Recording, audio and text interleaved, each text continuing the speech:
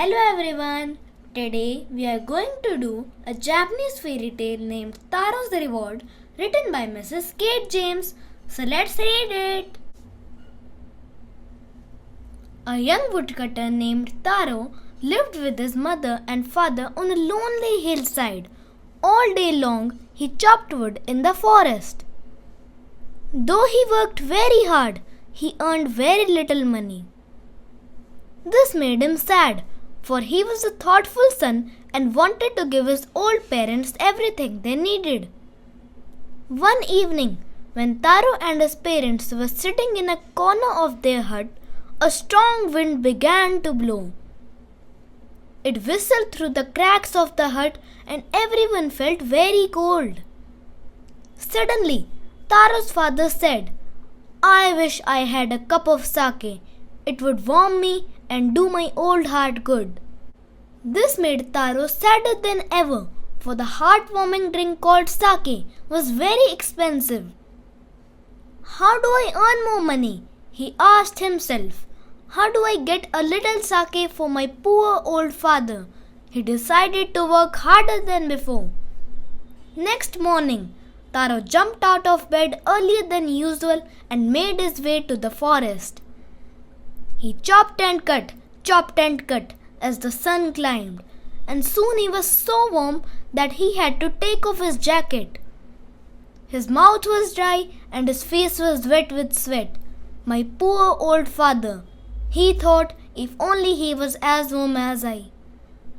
And with that, he began to chop even faster, thinking of the extra money he must earn to buy the sake to warm the old man's bones. Then suddenly, Taro stopped chopping. What was that sound he heard? Could it possibly be rushing water? Taro could not remember ever seeing or hearing a rushing stream in that part of the forest. He was thirsty. The axe dropped out of his hands and he ran in the direction of the sound. Taro saw a beautiful little waterfall hidden behind a rock, kneeling at a place where the water flowed quietly. He cupped a little in his hands and put it to his lips. Was it water or was it sake? He tasted it again and again, and always it was the delicious sake instead of cold water. Taro quickly filled the pitcher he had with him and hurried home. The old man was delighted with the sake. After only one swallow of the liquid, he stopped shivering and did a little dance in the middle of the floor. That afternoon, a neighbor stopped by for a visit. Taro's father politely offered her a cup of the sake. The lady drank it greedily and thanked the old man. Then Taro told her the story of the magic waterfall. Thanking them for the delicious drink, she left in a hurry.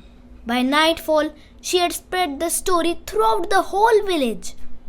That evening, there was a long procession of visitors to the woodcutter's house.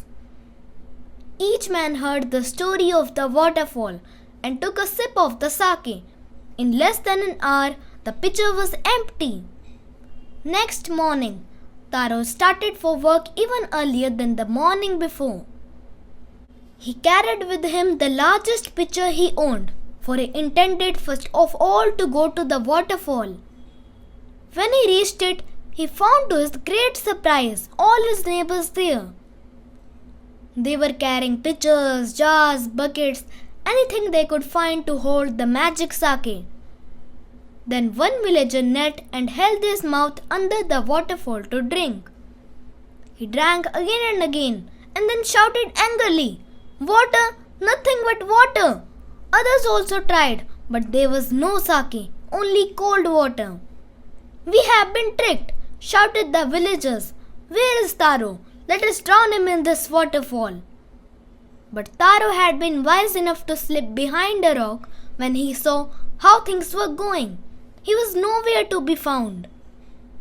Muttering their anger and disappointment, the villagers left the place one by one. Taro came out from his hiding place. Was it true? He wondered. Was the sake a dream? Once more he caught a little liquid in his hand and put it to his lips. It was the same fine sake. To the thoughtful son, the magic waterfall gave the delicious sake. To everyone else, it gave only cold water. The story of Taro and his magic waterfall reached the Emperor of Japan. He sent for the young woodcutter and rewarded him with 20 pieces of gold for having been so good and kind. Then he named the most beautiful fountain in the city after Taro.